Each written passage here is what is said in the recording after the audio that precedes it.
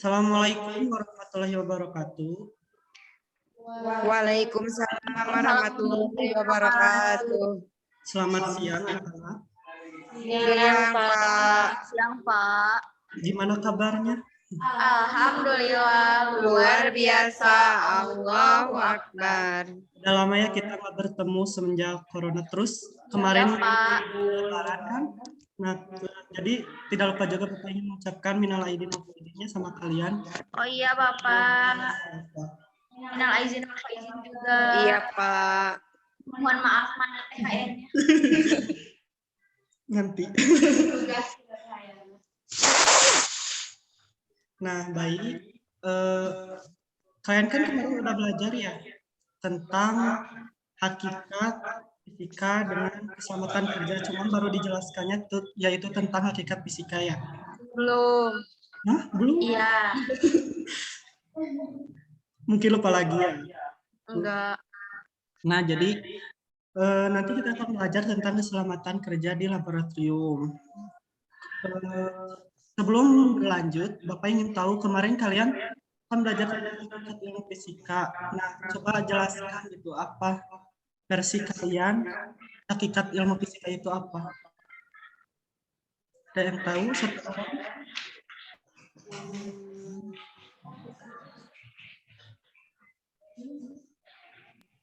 Mana ibu kan abi Lagi.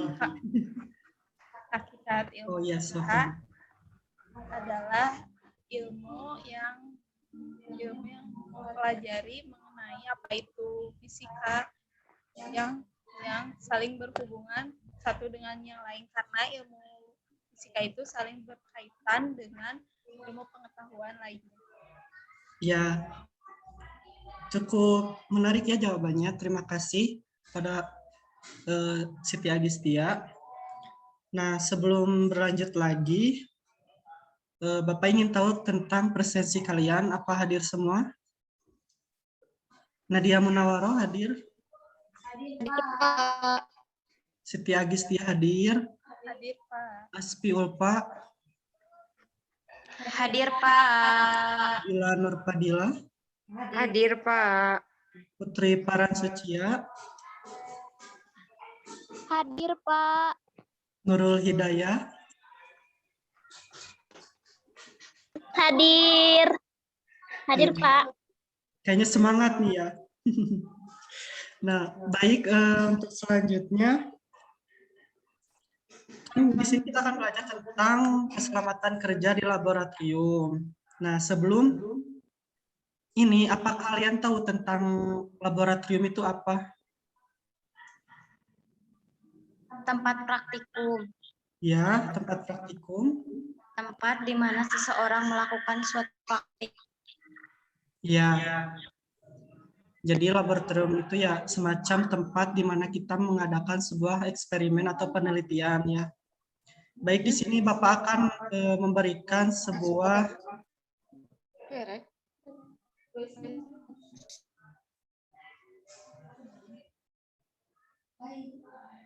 PowerPoint ya untuk menjelaskan agar kalian lebih jelas atau paham.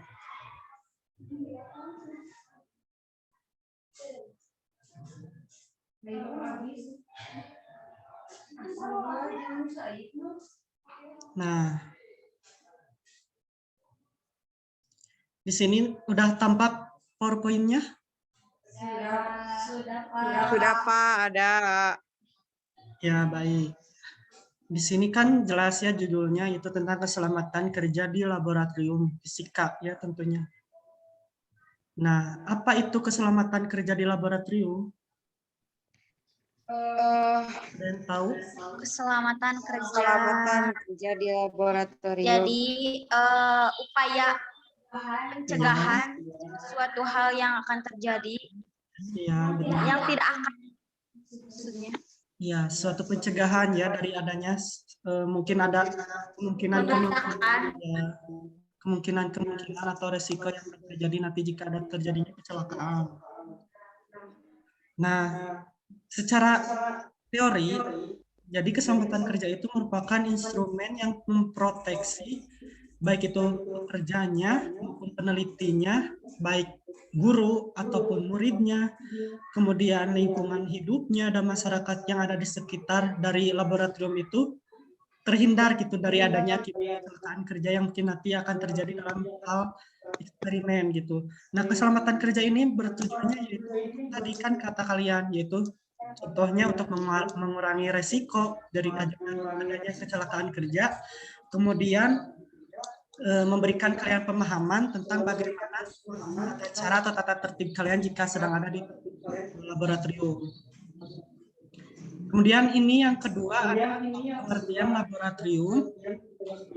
Nah, kalian kan tadi sudah tahu ya, laboratorium itu adalah suatu tempat di mana sebuah atau seseorang siswa atau baik guru atau dosen maupun peneliti untuk melakukan sebuah percobaan yang bekerjanya itu di laboratorium fisika, karena kita kan terusus ya, penelitian fisika gitu. Jadi dalam hal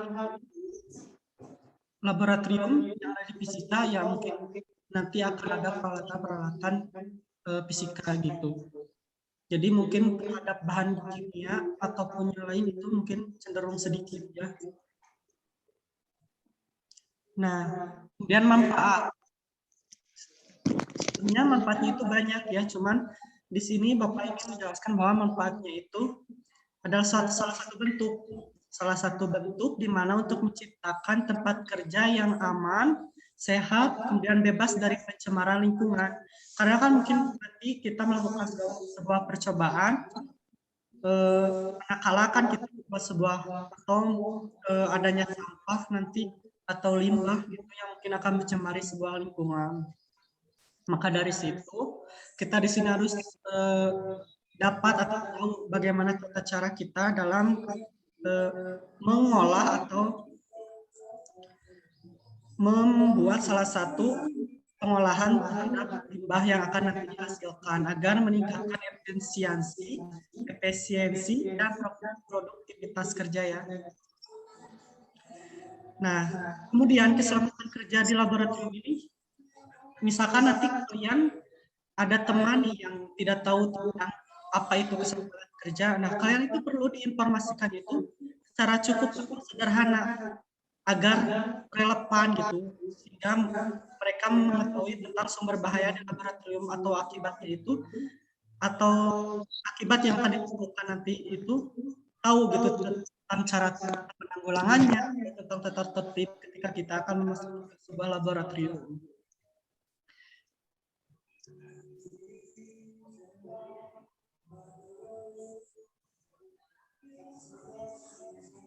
Nah, sini ada untuk alat-alat dari fisika.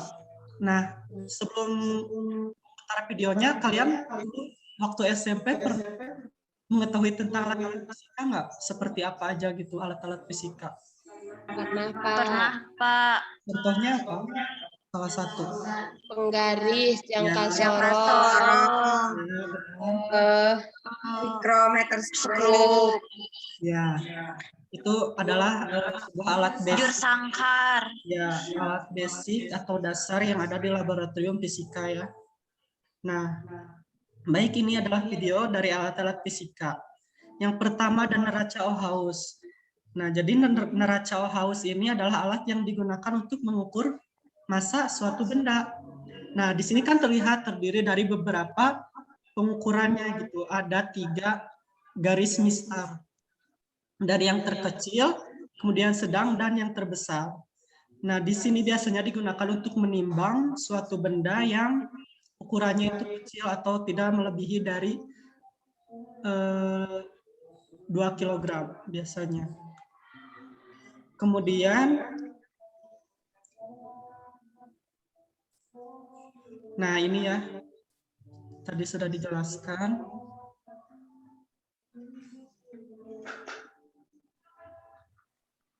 Nah, kemudian gelas ukur. Nah, kalian kan mungkin tahu ya, tapi di fisika mungkin jarang digunakan adanya gelas ukur. Kecil.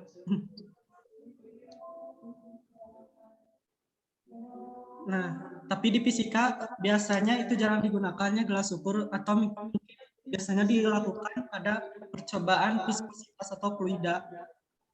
adanya gelas ukur ini. Nah, banyak kan ukuran-ukurannya dari mulai 10 mili sampai 2 liter. Nah, kemudian ada garpu tala. Apa itu garpu tala? Jadi garpu tala ini digunakan untuk menyamakan suatu frekuensi suatu nada. Seperti pada pelajaran Hertz nanti yang akan dipelajari di fisika nanti. Hertz itu adalah suatu nada atau bunyi gitu. Nah, kemudian ada apometer. Apometer ini untuk digunakan sebuah mengukur kuat arus. Jadi nanti kita akan belajar tentang penelitian listrik yang akan diukur oleh alat ini, apometer. Nah, kayak gini ya bentuknya. Nah, kemudian ada ampermeter. Ampermeter ini hampir sama kayak tadi. Cuman yang membedakannya itu ini adalah tentang besarannya gitu dan kuat arusnya. Nah, bedakan bentuknya antara ampometer dan ampermeter.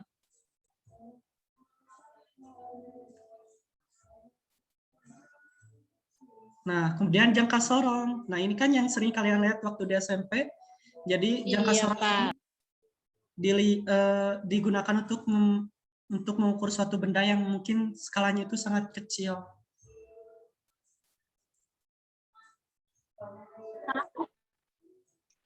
Nah, skru. Nah, kayak yang tadi ya, ini juga sama suatu benda, akan tapi untuk ketebalannya gitu. Nah, kayak gini ya bentuknya.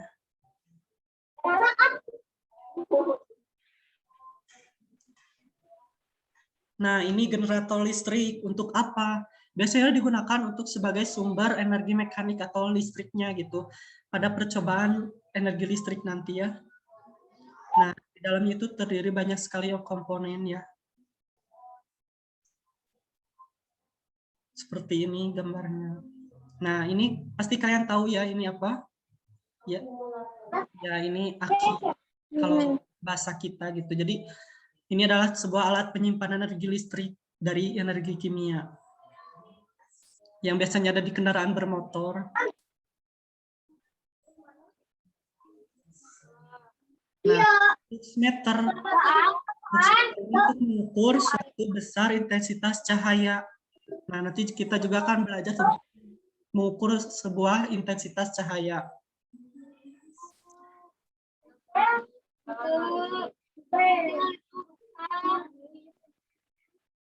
Nah, trapo ini untuk apa? Nanti pada percobaan energi listrik atau rangkaian listrik untuk sebuah kekuatan tidak terjadi sebuah yang besar gitu, tekanan listriknya agar tidak besar, terlalu besar. Kayak ini stopwatch untuk mengukur apa gitu, pastinya Waktu, Pak. ya. Ya.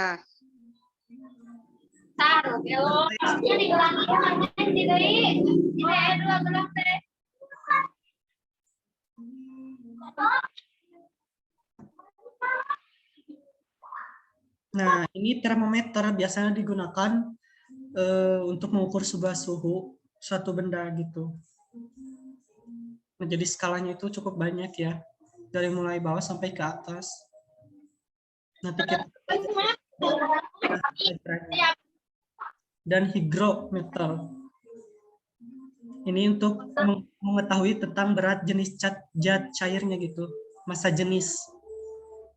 Nah, kayak gini ya.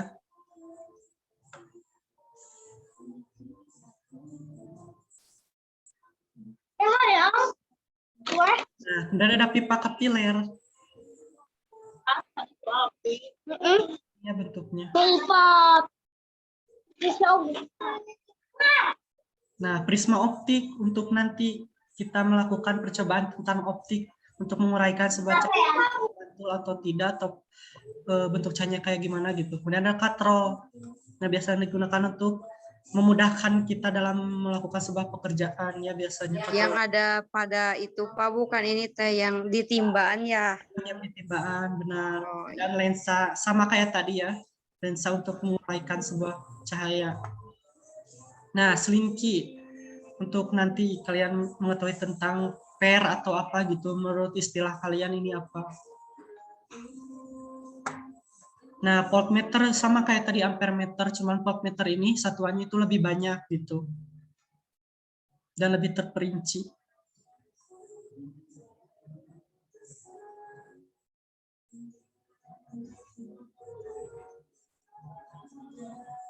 Nah, udah mungkin segitu untuk alat-alat fisika yang biasanya ada di laboratorium.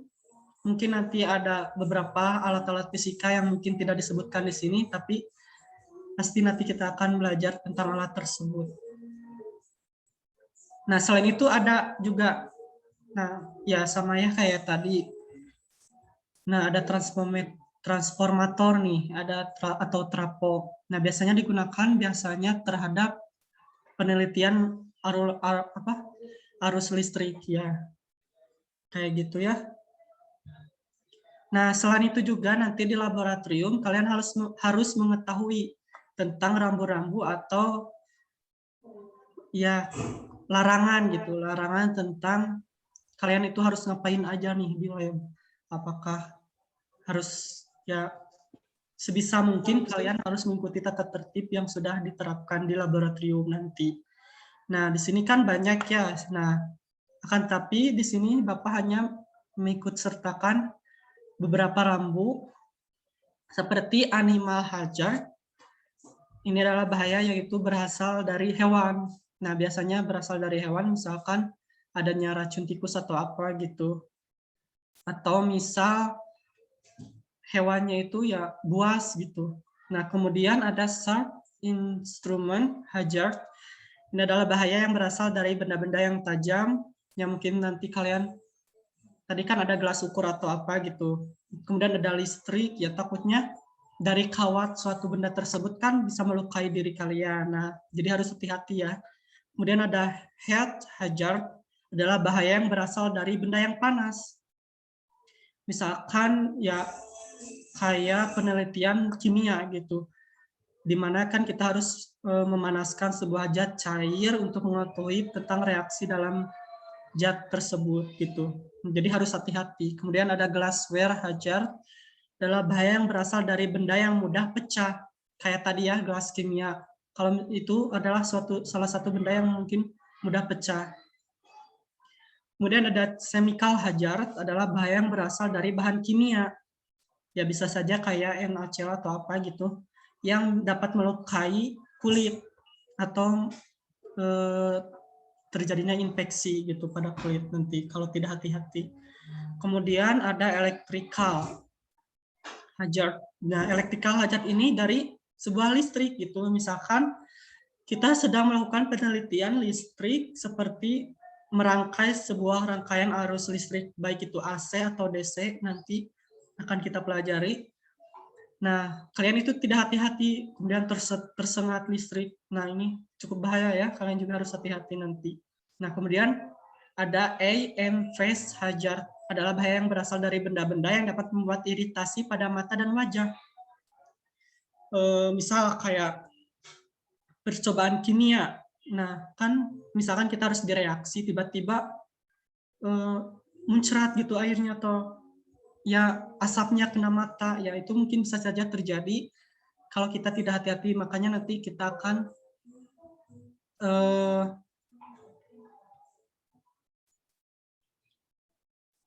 belajar tentang hal ini. Kemudian ada fire hazard, adalah bahaya yang berasal dari benda yang mudah terbakar.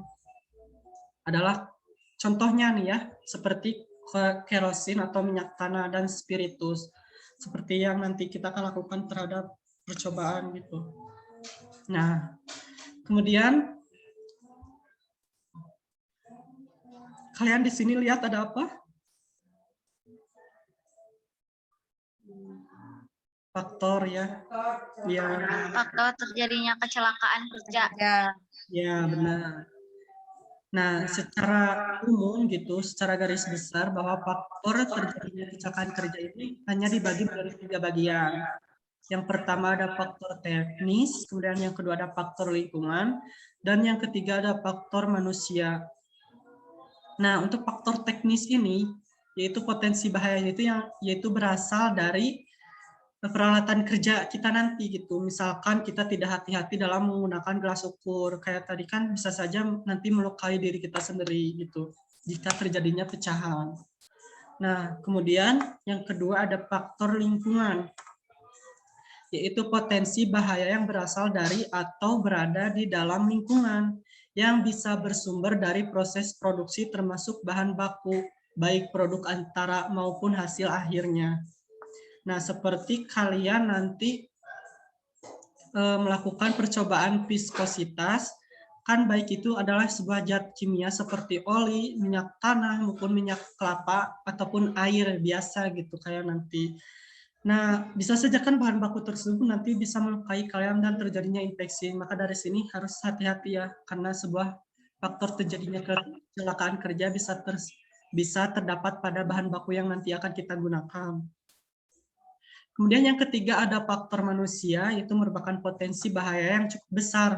Nah, ini merupakan potensi yang cukup besar ya, terutama apabila manusia yang melakukan pekerjaan tersebut tidak berada dalam kondisi sehat, yang prima, baik fisik maupun psikis.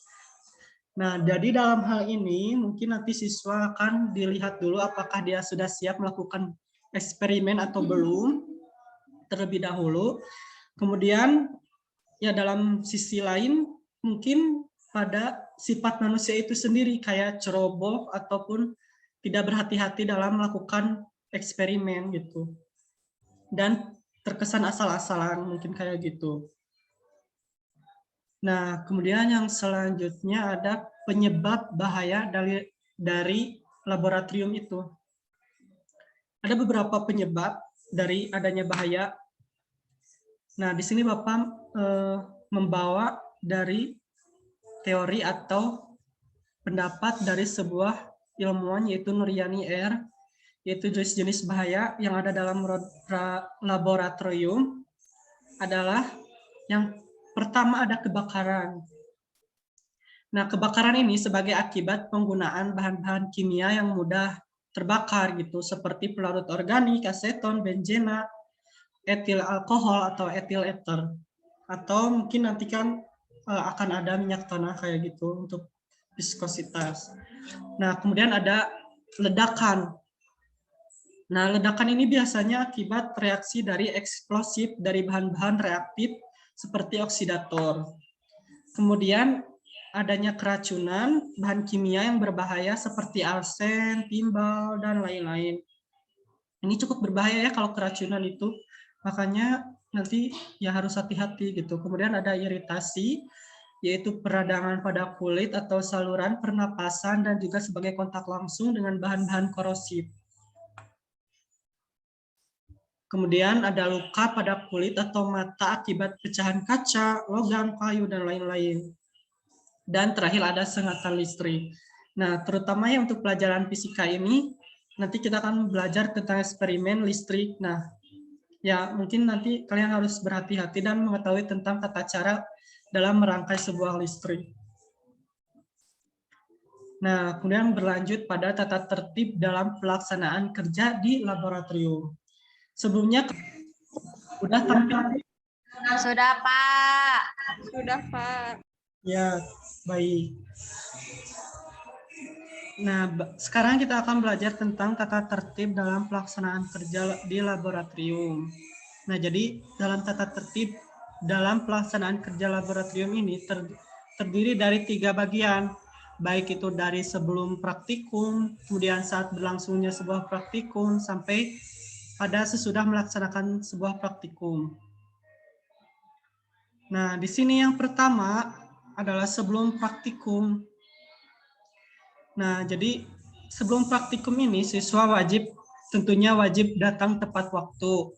Kemudian siswa tidak diperkenankan masuk ke ruang laboratorium tanpa seizin dari pembimbing. Kemudian yang ketiga, siswa diperkenankan masuk ke ruang laboratorium setelah semua peralatan siap dan dalam kondisi layak digunakan. Kemudian yang keempat, siswa yang terlambat kurang dari 15 menit diperkenankan memasuki laboratorium setelah mendapat izin dari guru. Nah, jadi kalau misalkan nanti kalian 15 menit telat, ya kalian wajib meminta izin dari Bapak ya. Kemudian yang selanjutnya, siswa yang terlambat lebih dari 15 menit tidak diperkenankan memasuki laboratorium, kecuali alasannya ya mungkin dapat diterima itu oleh Bapak. Kemudian yang terakhir ada siswa tidak diperkenankan membawa makanan, minuman ke ruang laboratorium, kecuali untuk praktikum atau untuk diteliti gitu nanti. Nah, paham di sini untuk sebelum praktikumnya itu kalian harus ngapain? Paham? Ya. Paham. Nah, kemudian pada saat praktikumnya, nah di sini yang pertama tidak diperkenankan bekerja menurut kemauan sendiri. Jadi kalian itu nanti kan akan diberikan sebuah LKS atau modul untuk mengerjakan sebuah eksperimen atau penelitian yang akan diteliti kalian nanti. Kemudian tidak diperkenankan bersendau gurau dan mengganggu teman yang sedang bekerja agar tidak terjadi sebuah kecerobohan gitu. Kemudian mencoba-coba alat atau bahan praktikum yang membahayakan diri sendiri atau orang lain. Jadi semuanya harus sesuai dengan tata tertib yang sudah diterapkan ya. Kemudian dilarang mencoret-coret bangku dan ruang laboratorium. Kemudian alat-alat atau bahan praktikum harus digunakan sesuai dengan petunjuk penggunaan. Kemudian dalam melakukan praktikum, hendaknya gunakan bahan secukupnya. Jadi jangan sampai kalian menghambur-hamburkan nanti bahan-bahannya. Kemudian jika dalam praktikum siswa merusak atau memecahkan alat, maka yang bersangkutan wajib menggantinya. Nah, tentunya kan kalian di sini dituntut atau bertanggung jawab agar selalu bersikap berhati-hati. Kemudian jika dalam praktikum terjadi kecelakaan, nanti misalkan kayak ada ledakan atau apapun itu, kayak pecahan kaca, tertusuk atau tertelan bahan kimia, harap ya nanti kalian langsung melapor kepada guru atau pembimbing kalian. Kemudian yang ke-9 ada dilarang cicipi atau memakai sesuatu dalam praktikum kalau guru tidak menyuruh untuk melakukannya. Kemudian bertanyalah pada guru apabila kurang paham tentang praktikum yang akan dilaksanakan. Jadi nanti kalian sebelum melaksanakan atau saat sedang melaksanakan praktikum, jika kalian belum mengerti atau paham, tentunya wajib itu kalian bertanya dulu terhadap pembimbing atau guru kalian nanti. Takutnya nanti kalian salah melakukan praktikum gitu. Kemudian yang ke-11 ada label atau etiket bahan yang rusak atau hilang, harap segera dilaporkan kepada guru. Kemudian jagalah kebersihan dan buanglah sampah pada tempatnya. Jagalah bermain, janganlah gitu bermain-main selama praktikum berlangsung. Jadi harus serius. Kemudian menggunakan alat-alat atau bahan-bahan kimia di luar petunjuk praktikum tanpa izin guru pembimbing, itu dilarang ya. Kalian membawa sebuah alat atau bahan kimia dari luar tanpa petunjuk dari Bapak. Kemudian mencoba-coba mencampurkan zat kimia yang tersedia tanpa izin guru pembimbing. Takutnya nanti terjadi sebuah kecelakaan kerja. Kemudian membuang sampah yang tidak larut di bak cuci sebab akan menyumbat saluran. Jadi ya tetap kalian harus menjaga kebersihan dan membuang sampah pada tempatnya.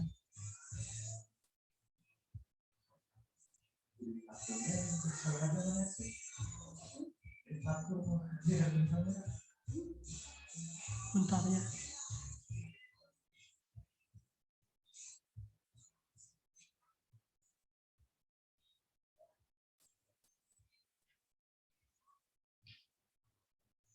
Nah, kemudian setelah praktikum, yang pertama kalian harus membersihkan diri ya tentunya, kayak mencuci tangan setelah praktikum berakhir. Kemudian setelah selesai praktikum, alat dan bahan yang kalian gunakan kembalikan pada tempatnya semula, tapi harus dalam keadaan bersih, lengkap, dan siap dipakai kembali gitu. Kemudian sebelum meninggalkan ruang laboratorium, meja praktikumnya itu harus dalam keadaan kursi diletakkan di atas meja, kemudian keran air dan gas ditutup rapat, dan kontak listrik dicabut. Jadi jangan sampai ada sesuatu barang yang mengganggu di laboratorium. Kemudian membuat laporan sementara atau data percobaan dan diparap oleh guru. Jadi nanti kalian misalkan sudah melaksanakan sebuah praktikum, tentunya kan kalian nanti dikasih sebuah pengolahan data. Nah, nanti kalian saat melaksanakan eksperimen mendapatkan sebuah data, kalian tulis dalam pengolahan data tersebut dan diserahkan kepada guru untuk laporan sementaranya. Kemudian jika setelah melaksanakan praktikum, nanti akan diberi waktu seminggu setelah percobaan untuk menyerahkan kepada pembimbing sebelum melaksanakan praktikum selanjutnya. Jadi kalian harus melaporkan hasil praktikum kalian dalam bentuk laporan ataupun makalah pada Bapak nanti jika sudah melaksanakan praktikum. Ya mungkin segitu dari pelajaran Bapak untuk hari ini. Ada yang ingin ditanyakan?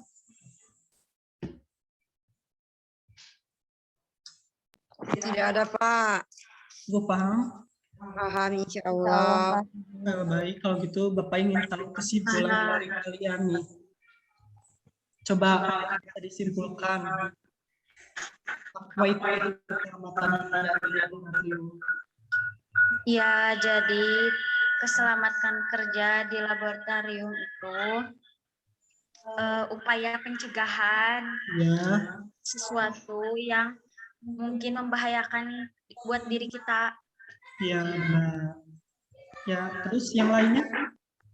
Keselamatan kerja di laboratorium itu sangat penting agar kita lebih berhati-hati sebelum melaksanakan praktikum di laboratorium. Kita itu harus mengetahui dulu apa yang harus dipersiapkan sebelum praktikum dan apa yang harus dilakukan ketika praktikum berlangsung dan setelah praktikum dilaksanakan. Ya. Bagus juga jawaban dari Dila ya. Terima kasih. Nah, baik. Kalau gitu udah paham kan? Sudah paham, Pak. Ya. Nah, sebelum itu juga Bapak ingin tahu apa waktu SMP kalian pernah melakukan praktikum sebelumnya? Belum pernah, Pak, di SMP Sudah mah. melaksanakan praktikum Di waktu SMA SMP? pernah. SMP belum. SMP Oh, SMP mah belum. pernah, Pak. Kalau SMA Ya kan, pernah. SMA kalian baru masuk gitu. Pernah, Oh, Pak. pernah. Coba apa waktu SMP? Praktek apa? Praktikum yang alat-alat, Pak. Oh, ya kayak gitu ya. Lab.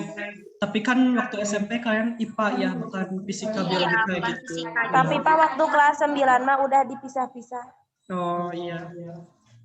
Berarti setidaknya kalian kan sudah tahu ya tentang seluk-beluk, setidaknya sedikit tahu bagaimana bentuk dari alat-alat nanti ataupun laboratorium itu kayak apa gitu di dalam laboratorium. Iya, Pak. Nah, baik, sebelum ditutup, Bapak ingin memberikan sebuah kesimpulan ya. Jadi, kesimpulan kita belajar hari ini bahwa keselamatan kerja di laboratorium itu perlu diinformasikan secara cukup, tidak berlebihan, dan relevan untuk mengetahui sumber bahaya di laboratorium dan akibat yang ditimbulkan serta cara penanggulangannya. Jadi misalkan kalian nanti ingin memberitahu teman kalian atau mungkin ya siapa tahu kan kalian nanti jadi guru atau apa gitu. Jadi kalian harus informasikan atau memberikan sebuah penjelasan cukup jelas dan jangan secara berlebihan gitu. Jadi langsung pada intinya dan tidak ada penambahan atau pengurangan dari penjelasan tersebut. Kemudian pengenalan potensi bahaya di tempat kerja merupakan dasar untuk mengetahui pengaruhnya terhadap tenaga kerja. Jadi kayak kalian tadi kan sudah belajar tentang bahaya, penyebab, bahkan rambu-rambu yang ada di laboratorium itu kayak apa kan bentuknya. Jadi kalian sekarang mungkin sudah mengerti apa saja penyebab dan bahaya yang mungkin saja terjadi dalam laboratorium. Ya. Mungkin segitu dari Bapak. Ya nanti tugasnya kalian tolong kerjakan ya LKS halaman 11 sampai 13 bab pertama ya di LKS.